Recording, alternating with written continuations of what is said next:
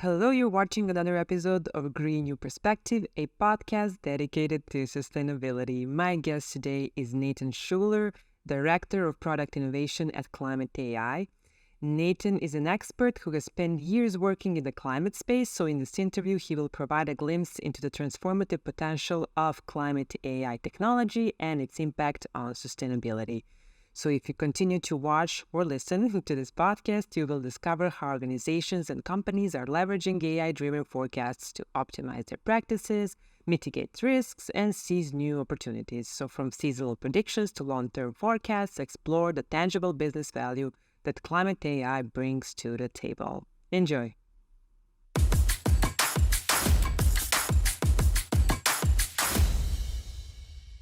Hello, Nathan, and thank you for joining us on Green New Perspective podcast. Absolutely. Yeah. Thanks for having me so much. Well, let's talk about climate AI. So can you tell us what you guys are doing and why is that work important in the realm of sustainability?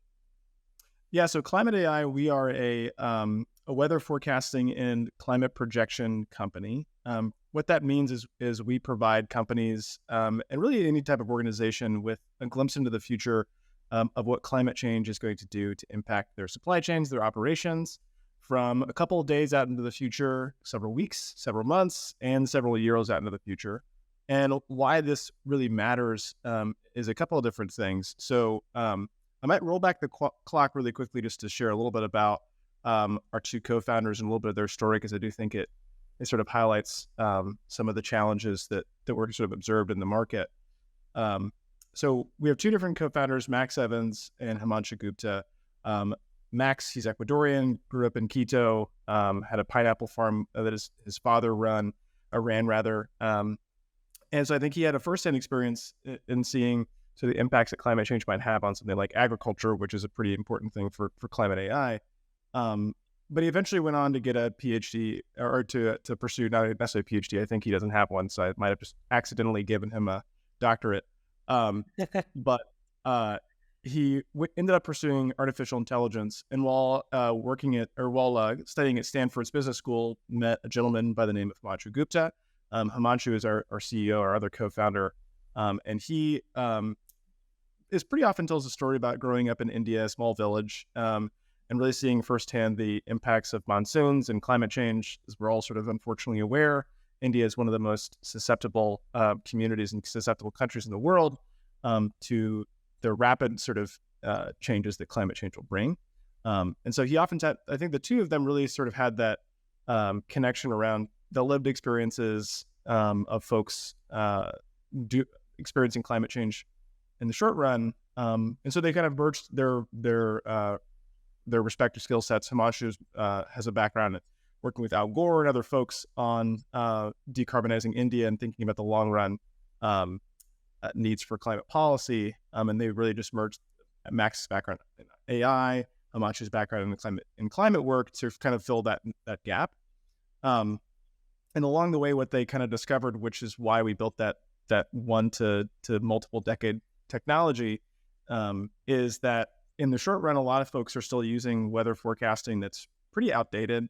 It either doesn't go that far into the future, or it only looks at historical averages. But climate change is causing some weirdness. So how can we sort of fill that gap? That's the first thing we ended up building. And then the second side of things is there's all these long-term projections about climate change, but really hard to get a sense for what do I actually do with it as a normal, everyday sort of business person. How do I access information? How do I parse it? How do I visualize it? How do I make it have context? And that's really the other major focus for us. That's why we have this sort of bigger long-term tooling around forecasting and projection. So a little bit complicated, but we want to give you a little bit of the backstory for sort of how we landed on those two different things. But is it used in agriculture only, or it has like broader applications? Yeah, it's a great question. So it does have broader applications. I think, for better or for worse, climate change is going to be something that's going to impact every single part of the economy. But I think for our purposes, agriculture sort of suits a couple of different needs. One, I should say first that we do service a lot of folks within agriculture, but increasingly outside of agriculture too. Got some folks in building materials, in more traditional private equity, in the financial space, really a lot of different sectors represented as well. But agriculture and food, really, it's, sort of the adjacent food and beverage companies as well. It does two different things for us that made a really good match. One is that shorter term weather forecasting that we provide that goes out 6 months into the future. Farmers really need something like that. They love having that sort of like heads up look about heat waves that might be imminent, about particular drought conditions that are imminent as well. That's going to really be something that's useful for them to plan around, to determine, do we move sourcing regions? Do we rush harvest in certain locations because we'd rather get something out of the ground rather than nothing if it just completely scorches. So there's a nice match between what we can provide and what some of the folks in agriculture need. And the other side of it is, candidly, they're probably one of the sectors of the economy outside of maybe like reinsurance or energy that's already experiencing it directly. They're already experiencing climate change right now. It's facing them in, yield expectations being worse for agricultural crops. It's showing up in killing heads of cattle in the grain states in America, where cows are literally having heat stroke because it's getting too hot. And so there's a lot of these stories of agriculture and agriculture adjacent markets sort of already experiencing it, so they have the urgency to actually solve it too. So that's why we find ourselves mostly in agriculture, and we built a lot around that, but we find ourselves exploring sort of other places too. Yeah, can you tell me about your first successful project, the one that put you on the map? Yeah, great question. So that might be a little bit predating my time, but I actually know that the Sorry, how long were you in the climate AI company? yeah, no worries.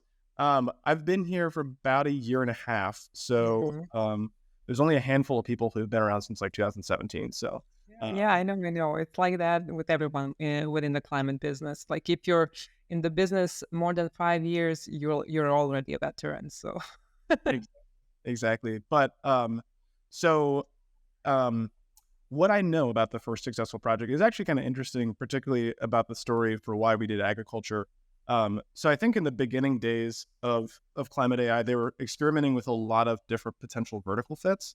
And one of them was real estate. So I think the first successful project that we'd ever gotten commissioned was actually work with it was either a pension fund or some kind of Canadian group that was interested in real estate in Toronto.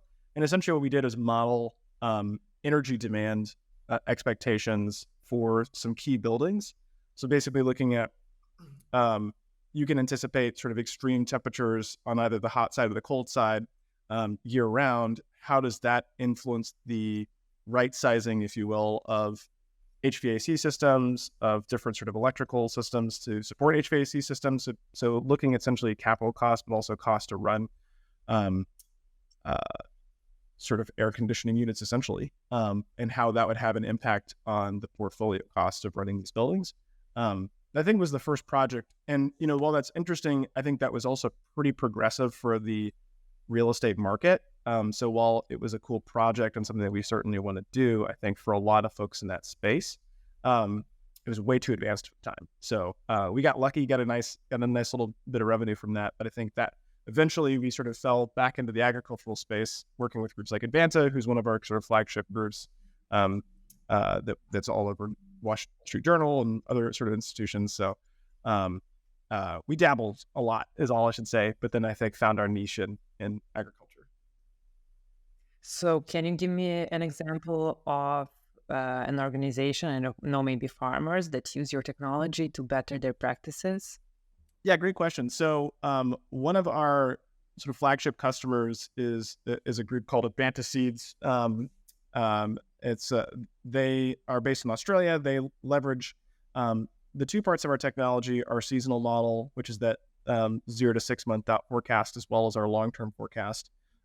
And they're a good customer. There's a webinar with them kind of walking through the tool, but and some case studies as well online. But they're a good customer example for sort of how to use the application because they really, they leverage both sides of the tool, but they also show some pretty concrete business value. So on the seasonal side, as a seed company, they sort of operate in two different ways. They operate as sort of a grower producer, as well as someone who sells into growers and producers. They have to create seed, so they have to grow crops to actually create seed, and then they sell the seed from those crops to then off to individual growers.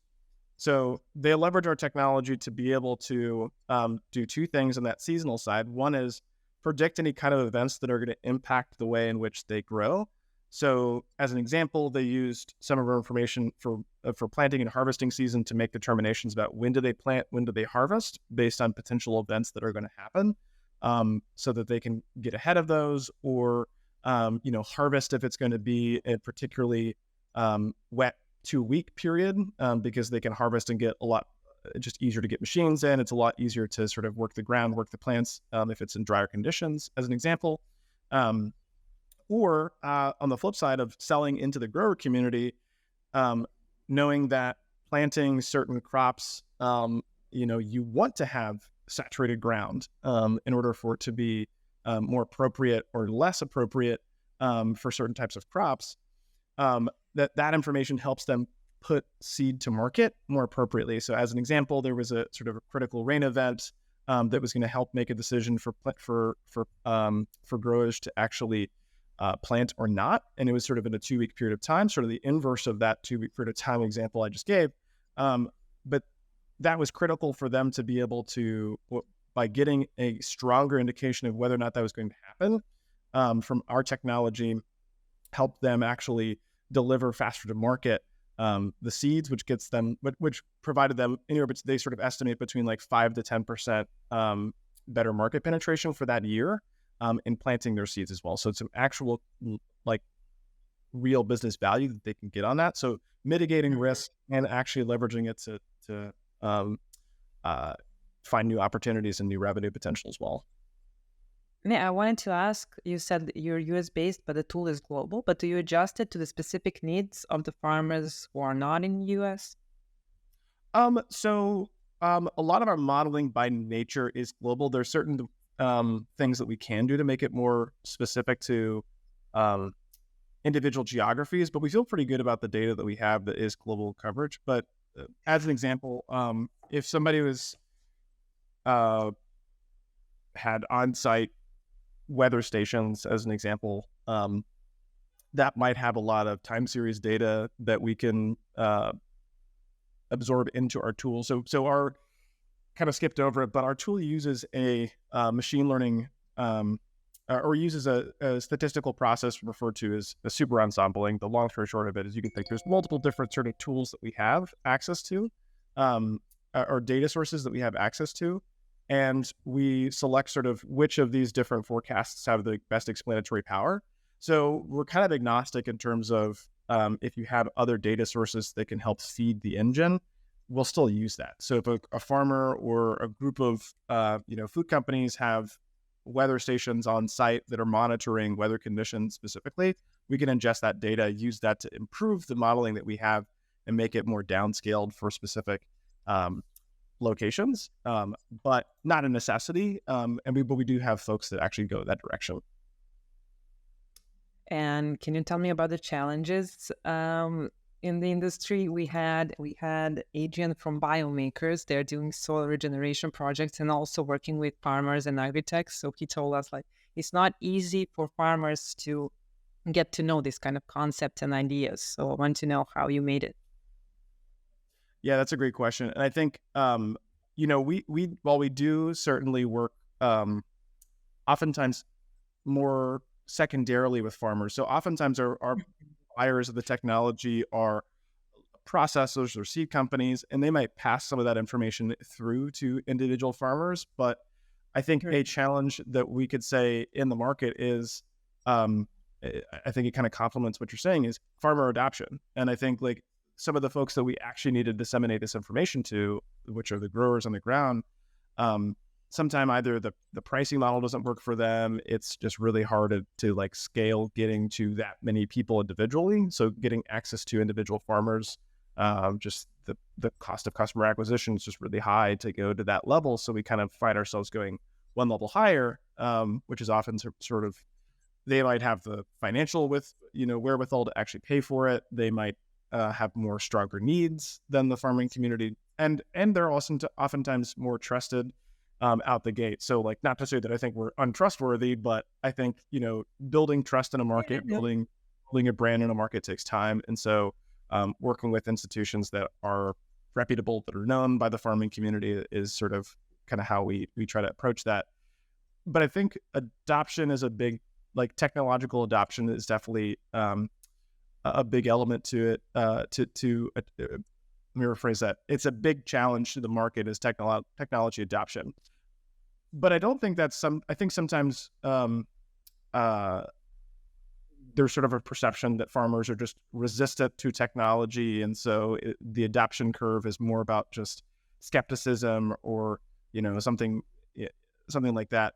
Well, I think that can be true. I don't think that's the majority of the problem. I think oftentimes it's just, farmers are incredibly hardworking, efficient folks. And so they're, getting up at 4 or 5 a.m. in the morning, starting their day, going the whole day. And so expecting them to add on top of that an evaluation of new technology or integration of new programs and things like that is, you have to make it incredibly simple and easy for it to be plugged in. The value prop needs to be super straightforward, needs to be complementary. And so I think oftentimes people who view the adoption as slow are not really thinking about like, how do I make this as easy as possible for someone to say yes and work it into a process. And we're still figuring that out ourselves, right? We're exploring things like SMS messaging down to farmers to make it even easier to get access to the information rather than having to like log into a portal. So how do we really make it so it's much more turnkey? Those are sort of some of the things that we're thinking through. In addition to that too, I would say beyond just sort of technological adoption, some of the challenges in the market as well, I think are just, we're talking about forecasting and, forecasting and climate resilience work is, there's sort of two sides to that. One is, I'll go with the climate resilience side first. A lot of folks are really hyper focused on, especially in agriculture, regenerative agriculture. The whole name of the game is climate mitigation, which I think is incredibly important. We need to do it. It's absolutely important. I have my own background is in helping companies think through decarbonization more on the renewable energy side. So I really believe in the mitigative work. However, at the same time, we also need to be thinking about how do we improve the adaptability of society and the resilience of society to climate change as it's going to happen. And so I think that unfortunately, resilience and adaptation has sort of been a little bit on the back burner relative to some of the mitigation efforts. And so I think that's a struggle that's not unique to climate AI. I think it's shared across the broader sort of resilience as a service marketplace. But then even that, you get into the more nitty gritty of forecasting and projections. And then, that brings us back down to the farmer level, which is if we start sharing information about, the climate projections of an individual piece of land, and, you might run some resistance because these are people that have farmed lands for potentially generations, potentially multiple generations. And they really know where they're coming from. They know the land better than we do. And so try to tell them something about a plot of land that is novel and interesting and complementary to what they know. And in many ways, not insulting. Like we don't want to, be like, hey, we know more than you. It's, have you looked at it from this angle? Have you, this is an additional piece of information that might help you think about how you operate your farm. That's really important for us to find that balance so that we build trust and make sure that we're respecting sort of the age-old wisdom of farmers working the land too. And do you think that education can help there? Do you do some kind of, like you mentioned webinars, but are you making some educational videos, maybe some marketing tools that you can use to explain to the farmers how they can, better their work through your platform? It's a good question. So I would say, and that's where I'll maybe bubble it back up to, because in terms of sort of like the grower farmer community, we're maybe less focused on that in education, because again, we more focus on that sort of seed companies, processors, food and beverage companies. So you can think of these as more like companies or corporations that are helping support farmers. So we still find that there's an educational gap even in that space too. Meaning, climate change information. Well, let's actually take a step back. So one of the sort of key motivations for creating the company and creating the longer term climate projection modeling that we do, the observation was a lot of the insights that you might get from the IPCC, it's the acronym, the Intergovernmental Panel for Climate Change, the sort of UN body that leads the academic knowledge on climate change, right? So if you just go read through the document, it's going to be incredibly hard to parse that information. If you get a download of the raw data, you've got to have a background in, ArcGIS or something to actually kind of understand what's going on in there. And so just making that visible, making that easy to access was a key motivation for us. There's a second wave that I think really swiftly followed, and I think a lot of the general market sort of followed that trend as well, which is there's a handful of companies that started between like 2015 and 2017. We were sort of in the last half of it that really focused on just visualizing this sort of risk information. I think there's a second wave that came in sort of like 2019, 2020s, like that we're in right now, that's sort of cresting, that's focused on how do I translate climate information into impact or information that actually helps drive business value.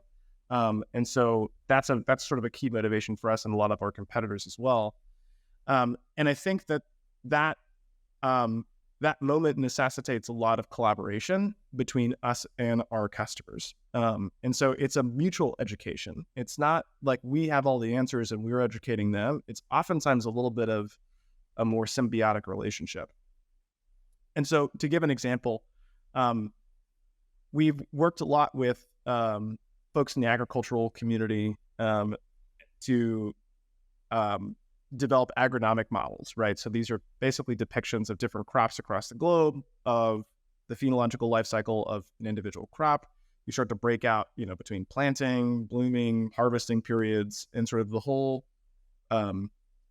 life cycle of the crop. There are different risks related to weather that are going to impact yield or impact that crop differently.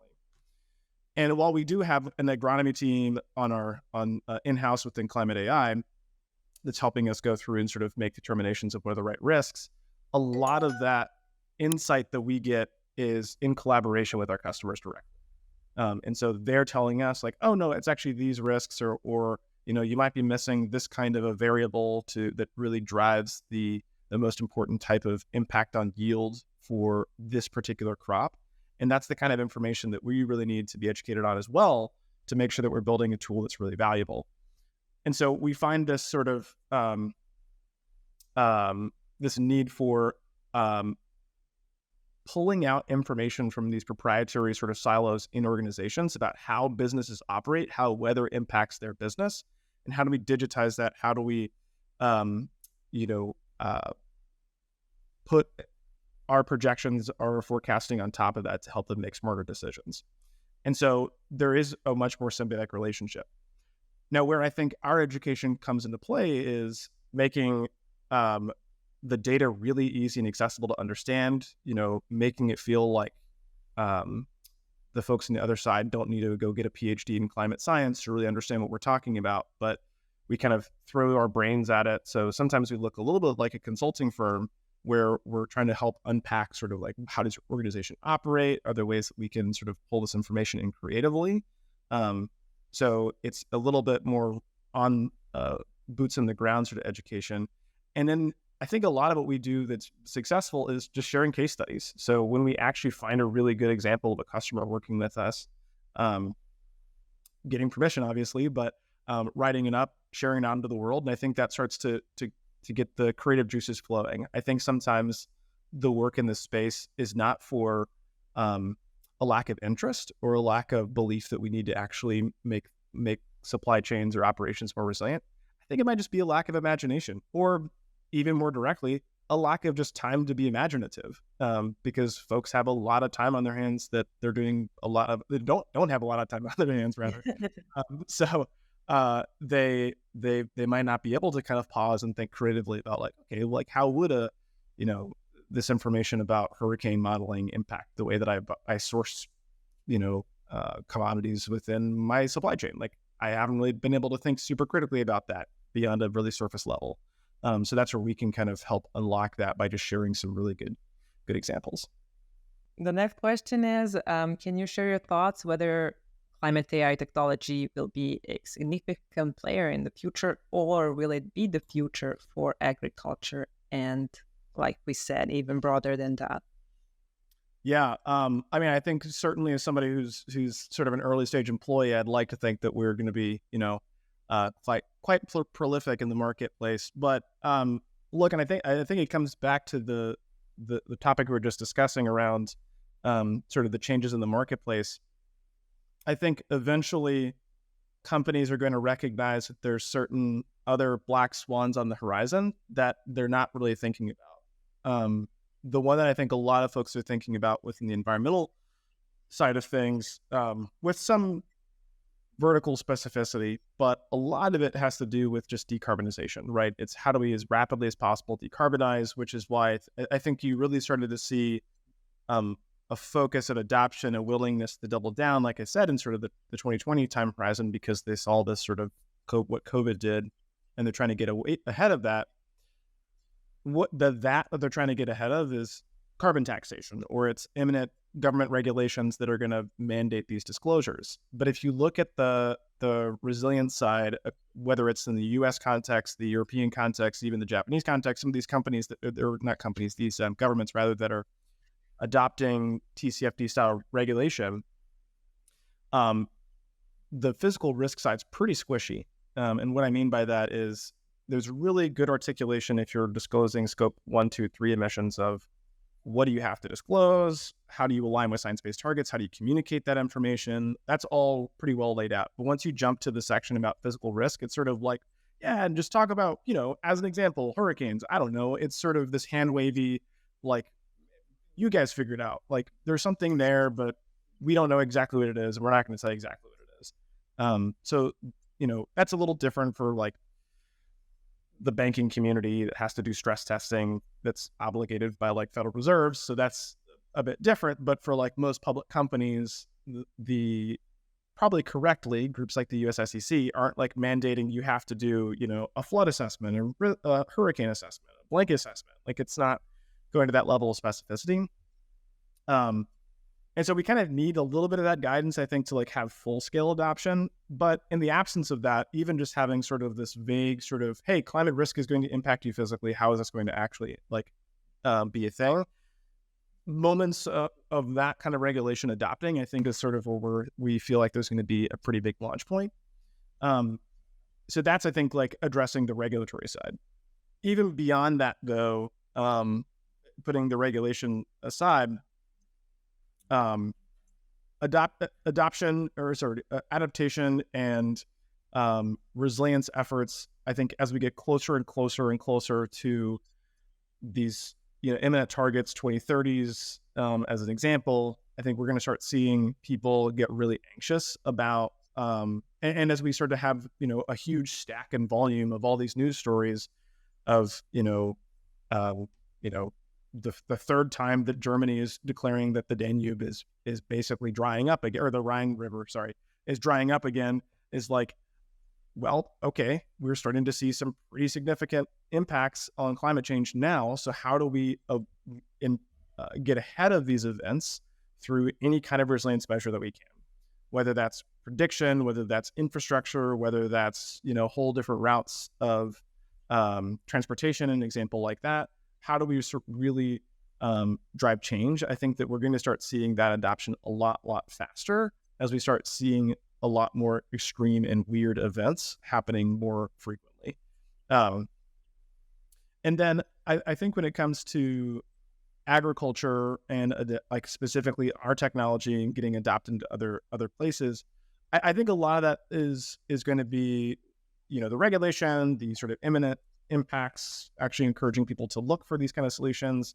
I think for our side, it's going to be about how do we continue to chase that impact translation. So how do we make it really simple for people to understand, if I have access to this information, how is it going to change the way I do strategic planning? How is it going to change the way that I operate my facilities? How does it change the way that I interact with my agricultural sourcing, suppliers and partners. So I think there's a lot of our obligation is how do we continue to do that?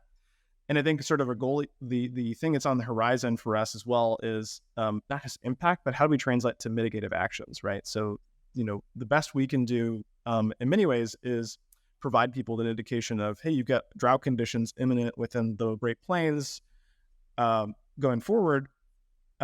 There's always sort of a so what if you don't have somebody on the other side who really knows how do I take this information and apply this to a mitigation strategy. So how can we sort of help make recommendations for people? Hey, you have a drought condition, you're running this type of crop on this kind of field with an irrigation system or not. Like, what is the actual thing that I should do practically to avoid the worst outcomes that this drought event might cause? So those are the kind of things that we sort of see as the horizon. And I think that sort of perfect triangle of regulation, increased demand just from just the events happening, and us getting smarter and telling that story a lot better is really where I think we start seeing some pretty catalytic growth. And my last question for you, as someone who is working within the climate space for a decade, and it's often not a fun space to be, it can be really stressful. How do you feel about the future of sustainability? It's a great question. Mixed bag, candidly. I'm always inspired by the sort of innovation, the thoughtfulness, in many ways the generosity, I think, of people within the climate space. It's one of my favorite things about working in this space. It is very dismal at times. It is very sad to be grappling with some of this information, but I also find myself in a point of privilege where I'm able to live in the United States, where we have lots of resources and capital to respond to climate change rapidly, where we're in many ways we experience it, but I myself find myself able to not be impacted in the worst ways by it. So there's lots of other communities, lots of other countries that are way more impacted than I am. So I try to keep that in mind, and be humble about my insights. But the sustainability community is really fantastic, and I think they're all really caring and creative and lovely people. And I think that we've got a lot of good progress from when I worked in this 10 years ago with more adoption of all these targets and commitments and things like that. There's still some of the age-old problems of, 2030 is not that far away, or 2025 even is not that far away, and a lot of companies have a lot of progress left to go. And so sometimes it's just, there's a lot of hard work still left to be done with decarbonizing, with making all these adoptions. That doesn't necessarily make me pessimistic. It just keeps my sort of focus that we've got to be really realistic and not take our eye off the ball. And we had a guest here. His name is Dr. Simon Schilbix, and he said he's cautiously optimistic. So maybe I think that's the right way to put it, because I do think that we can. I always struggle between the sort of technological innovation versus cultural change. I'm not sure that we're going to ever answer this question on cultural change alone. It's just, I don't see it happening, unfortunately. So it seems like our system is primed for technological change.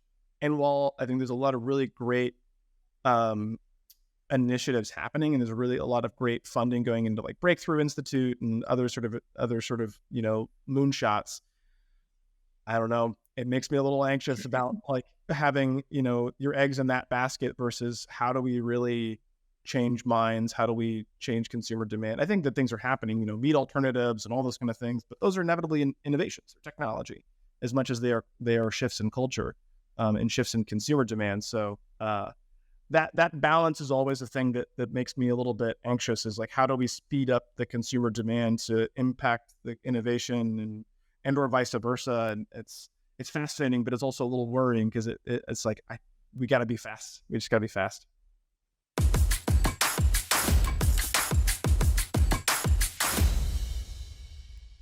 So once again, thank you for tuning in to the latest episode of Green New Perspective, a podcast dedicated to sustainability. We hope you enjoyed our deep dive into the fascinating worlds of climate tech, nature tech, biotech, and agri-tech, from innovative solutions to combat climate change to groundbreaking advancements in agriculture and biotechnology. We aim to cover it all. So if you found this episode enlightening and thought-provoking, don't forget to hit that like button and share it with your friends, family, and colleagues. Your support helps us reach more people and spread the word about the incredible advancements happening in these crucial fields. Also, be sure to subscribe to our podcast on your favorite platform so you never miss an episode. We have many more exciting topics and expert guests lined up, so we can't wait to share them with you. Thank you for being a part of our community, and we'll catch you in the next episode. Bye.